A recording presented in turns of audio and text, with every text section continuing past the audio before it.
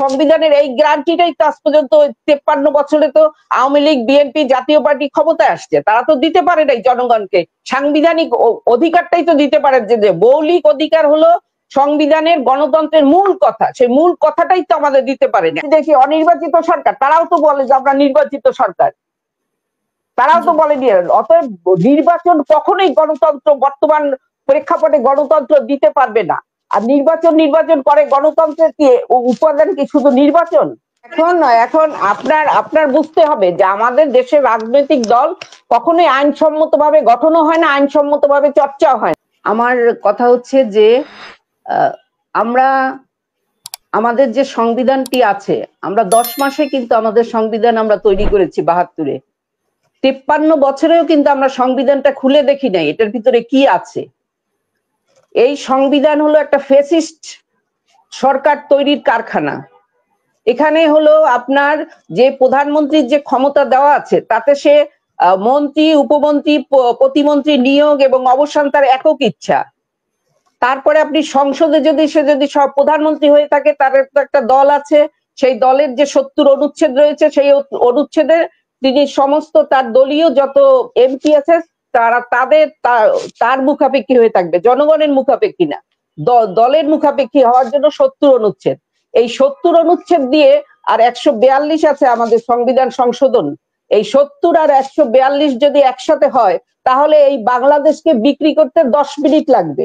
এই বাংলাদেশকে যে কোনো দেশের সঙ্গে মিলিয়ে ফেলতে 10 মিনিট লাগবে। এটা আমাদের যে বঙ্গবন্ধু ছিলেন, তিনি প্রমাণ দিয়ে গিয়েছেন 1975 সালে যে এই সংবিধানের মাধ্যমেই গণতন্ত্রকে লোপাট করে দেওয়া যায়। এখন যে বর্তমান আমরা কেউ সংবিধানের কথা বলি না, ঐক্যমত কিসের ঐক্যমত? ঐক্যমত করে আপনি কোথায় আসবেন তো সংবিধানের কাছে। সংবিধানের ভিতরে কি আছে? সংবিধানের ভিতরে আছে গণতন্ত্র হত্যা করার অধিকার আছে, গণতন্ত্র মানুষকে হত্যা করার অধিকার আছে, মৌলিক অধিকার হরণ করার অধিকার আছে। এইগুলো হচ্ছে আমাদের সংবিধান। আপনি যত জায়গা থেকেই ভোট নিয়ে আসেন না কেন, আসতে তো হবে আইনের কাছে। আইন ছাড়া তো আপনি রাষ্ট্র চালাতে পারবেন না। তাহলে আইনের ভিতরেই তো আছে আপনাকে স্বৈরাচারী হওয়ার, আপনাকে হত্যাকারী হওয়ার, আপনাকে খুনি হওয়ার সাংবিধানিক অধিকার দেওয়া আছে। আমরা সেটা নিয়ে আলোচনা করি না, আমরা শুধু ঐক্যবদ্ধ। কার সাথে? আমাদের যে রাজনৈতিক দল যে বর্তমানে প্রচলিত রয়েছে, তাদের সম্মান দিয়ে বলতে চাই, তারা কি আদৌ কোনো গণতান্ত্রিক রাজনৈতিক দলের চর্চা করে? তারা কি সংবিধানটা পড়েছে? কোথায় আছে তারা? আজ পর্যন্ত সংবিধানের এই গ্যারান্টিটাই তো আজ পর্যন্ত 53 বছরে তো আওয়ামী লীগ বিএনপি জাতীয় পার্টি ক্ষমতায় আসছে, তারা তো দিতে পারে নাই জনগণকে। সাংবিধানিক অধিকারটাই তো দিতে পারে, যে মৌলিক অধিকার হলো সংবিধানের গণতন্ত্রের মূল কথা, সেই মূল কথাটাই তো আমাদের দিতে পারেনি। আমাদের যে মৌলিক অধিকার রয়েছে 18টি, তার ভিতর 15টি হচ্ছে প্রচলিত আইনের আওতাভুক্ত। প্রচলিত আইনটা কি? পাকিস্তানি আইন আর ব্রিটিশ আইন।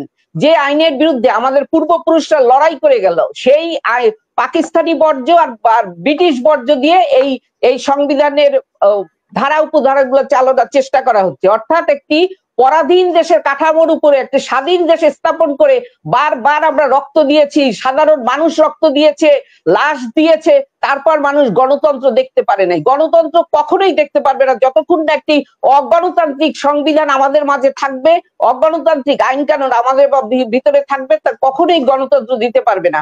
আমরা তো গণতন্ত্র প্রতিষ্ঠা করবার জন্য যে একটি সংবিধান দরকার, সেই সংবিধানটা একটি সংবিধান সবার মাধ্যমে করতে হবে, সবার মাধ্যমে করতে হবে। সেখানে আইন বিভাগ কিভাবে চলবে, তারপরে স্বাধীন দেশ অনুযায়ী, সে ব্রিটিশ আমলের চিন্তা করলে হবে না। স্বাধীন দেশে আইন বিভাগ কিভাবে চলবে, আপনার বিচার সংবিধানে ওই কমিশন না, কমিশন গঠন কাদের দিয়ে করেছে?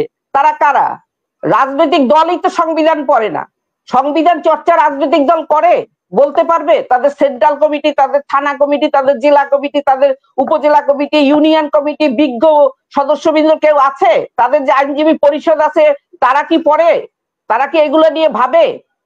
আপনি গণতন্ত্র বলবেন, গণতন্ত্র নাগাল দিবেন না, জনগণকে কেড়ে নেওয়ার সমস্ত অধিকার এইটার ভিতরে আছে। যখন তখন আপনি একটা আইন করতে পারেন, আপনি ডিজিটাল সাইবার একটা অমুক তমুক গণবিরোধী আইন করতে পারবেন, সেই আইন করার আপনার ক্ষমতা দেওয়া আছে। অথচ এই গ্যারান্টিটা সংবিধানে নাই যে কেউ মৌলিক অধিকার হরণকারী কোনো আইন সংবিধানে করতে পারবে না, এবং যে দল এটার উদ্যোগ হবে করবে, তাদেরকে একদম চিরদিনের জন্য বাংলাদেশ থেকে ব্যান করে দেওয়া হবে। এই সব তো কোনো সাংবিধানিক গ্যারান্টি নেই, জনগণের কোনো গ্যারান্টি নেই, শুধুমাত্র ভোট দেওয়া ছাড়া।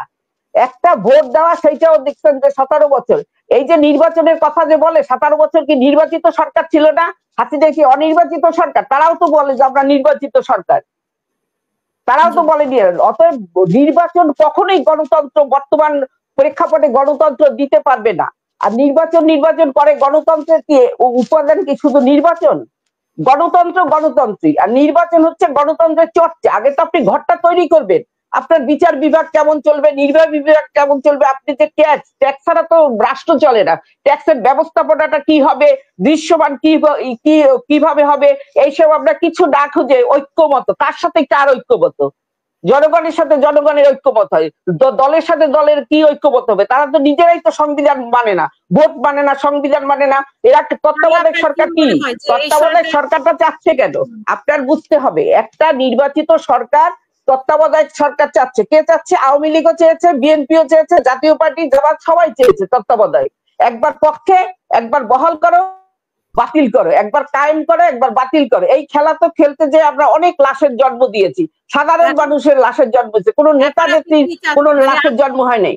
এখন আপনি কি আমি বলতে চাচ্ছি যে সবার আগে একদম এই 18 কোটি মানুষের ভিতরে যারা সচেতন আছে, যারা অন্তত পক্ষে সংবিধানটা পড়ুক, এটার মধ্যে কি আছে।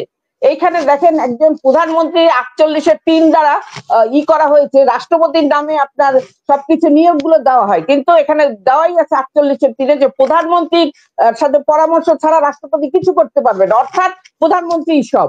এখানে আপনি হিসাব নিকাশে মহা হিসাব নিরীক্ষক যে রয়েছে, রাষ্ট্রের যে সরকারি আয় ব্যয়গুলো যারা দেখে নিরীক্ষা করবে, সে কিন্তু সরাসরি প্রধানমন্ত্রী তাকে নিয়োগ দিবে, এবং প্রধানমন্ত্রী আপনার পদ্ধতি দেখায় দিবে কোন পদ্ধতিতে হবে, এবং প্রধানমন্ত্রী বলে দিয়েছে 82-তে যে এইটা নিয়ে হবে না।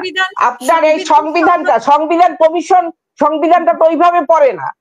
এরা তো মনে করে যে সাহিত্যের মতো পড়লে তো হবে না, এটা একটা আইন, এটা আইনটা তো আইনের মতো করতে হবে। এখানে জনগণের কোনো অধিকার দেওয়া হয় না, এইখানে জনগণের সমস্ত অধিকার কেড়ে নেওয়ার সবকিছু এইখানে প্রস্তুত রয়েছে।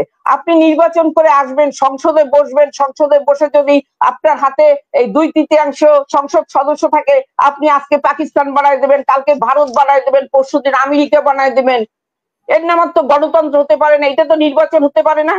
কিসের নির্বাচন গণতন্ত্রের সন্ধান দেয়? তাইলে তত্ত্বাবধায়ক চাচ্ছে কেন? নির্বাচিত সরকারটাই তো তত্ত্বাবধায়ক চাইলো। তার অর্থ তারা জানে যে প্রশাসন নির্বাচিত সরকারের হাতে থাকলে প্রশাসন কখনোই নিয়ম মতো কাজ করতে পারে না, এটা তারা জানে বলেই তারা 3 মাস আগে একটা তত্ত্বাবধায়ক চায়। এটার অর্থ কি? তত্ত্বাবধায়ক অর্থ কি? মানে নির্বাচিত সরকার অকার্যকর। অকার্যকর কেন? এই আইনের কারণে। অকার্যকর কেন? এই সংবিধানের কারণে।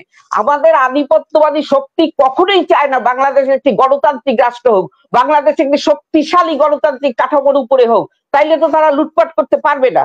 আর আমাদের যে বাংলাদেশে বলেন এই তাসমিন রানা, আমি আপনার কাছে স্টেট জানতে চাচ্ছি যে মানে শেষ প্রশ্ন আমার আপনার কাছে এই পর্বে, যে এই মুহূর্তে যে সরকারটা আছে অন্তর্বর্তীকালীন সরকার বলি বা বিপ্লবী সরকার তো হয় না, অন্তর্বর্তীকালীন সরকার, তারা যে মানে এখন যে কয়েকটা কমিশন গঠন করা হয়েছে তার মধ্যে সংবিধান সংরক্ষণ সংবিধান কমিশনও আছে।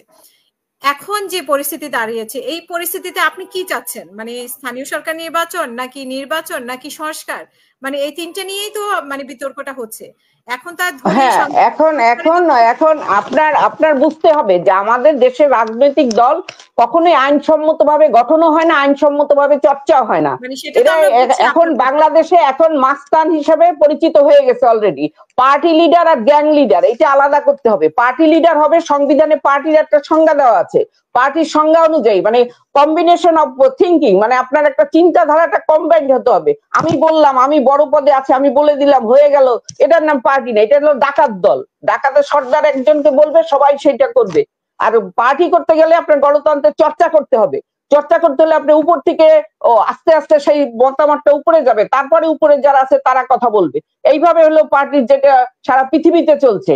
এখন যেহেতু পার্টিরা এখন আমাদের এই যে রাজনৈতিক দলগুলো, আমরা এখন নিয়োগ বাণিজ্যে পাই, ভর্তি বাণিজ্যে পাই, টেন্ডার বাণিজ্যে পাই, আমরা কোথায় না পাই, ইয়াবার ব্যবসায় পাই, আমরা কোথায় না পাই, আমরা গণধর্ষণে পাই, ধর্ষণে পাই, আমরা কোথায় না পাই এদের।